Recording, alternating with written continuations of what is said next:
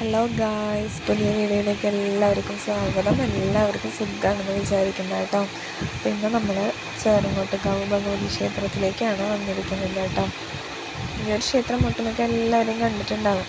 കാരണം എന്താണെന്ന് വെച്ച് കഴിഞ്ഞാൽ കാര്യസ്ഥം ഫിലിം കാണാത്തവരായിട്ട് വളരെ കുറച്ച് പേരെ കാണാത്തവരായിട്ട് ഉണ്ടാവുള്ളൂ അല്ലേ. അപ്പോൾ നമ്മുടെ കാര്യസ്ഥം ഫിലിമിൽ കുടുംബക്ഷേത്രമായിട്ട് കാണിക്കുന്ന ഒരു അമ്പലം ഉണ്ടല്ലോ, ആ അമ്പലമാണ് കേട്ടോ ഈ ഒരു ക്ഷേത്രം. അപ്പോൾ ഇന്ന് ഇവിടുത്തെ പ്രത്യേകത എന്താണെന്ന് വെച്ച് കഴിഞ്ഞാൽ നമ്മുടെ വിഷുവേലാഘോഷത്തിൻ്റെ ഭാഗമായിട്ട് മീനമാസം 1-ാം തീയതി തൊട്ടിട്ട് വിഷുവേല കഴിയുന്ന ദിവസം വരെ ഇവിടെ എല്ലാ ദിവസവും വിളക്കുണ്ടായിരിക്കും. അപ്പോൾ ഇന്ന് നമ്മുടെ വീട്ടിലത്തെ വിളക്കാണ് നടത്തുന്നത് കേട്ടോ. അപ്പോൾ അതിൻ്റെ ഭാഗമായിട്ട് ഞങ്ങൾ എല്ലാവരും നേരത്തെ വന്നിരിക്കുകയാണ് അമ്പലത്തിലേക്ക്. എന്നെ സംബന്ധിച്ചിടത്തോളം ഈ ഒരു അമ്പലം എനിക്ക് ഒരുപാട് ഇമ്പോർട്ടൻസ് തരുന്നൊരു പ്ലേസാണ് കേട്ടോ ഇവിടെ. കാരണം എന്താണെന്ന് വെച്ച് കഴിഞ്ഞാൽ എന്നെ ഇവിടെ ആദ്യം അച്ചാച്ചൻ്റെ മടിയിലിരുത്തിയിട്ട് ആദ്യക്ഷരം കുറിച്ചത് ഈ ഒരു അമ്പലത്തിൽ വെച്ചിട്ടാണ്. അതുപോലെ തന്നെ അമ്മൂമ്മയുടെ കൂടെ എന്നും വൈകുന്നേരം നമ്മൾ അമ്മൂമ്മയുടെ കൂടെ വരുന്ന പ്ലേസും കൂടിയാണ് ഈ ഒരു അമ്പലം. എല്ലാ ദിവസവും ഞങ്ങൾ അമ്പലത്തിനോട് ചേർന്നിട്ടുള്ള കുളത്തിലേക്ക് വന്നിട്ട് അവിടെയാണ് നീന്തലും കാര്യങ്ങളൊക്കെ ഞങ്ങൾ പഠിച്ചിട്ടുണ്ടായിരുന്നത്. പിന്നെ അമ്മൂമ്മയുടെ കൂടെ എല്ലാ ദിവസവും ഡെയിലി വരുന്ന അമ്പലമാണ് കേട്ടോ. പക്ഷേ ഇപ്പം അമ്മൂമ്മ ഇല്ല.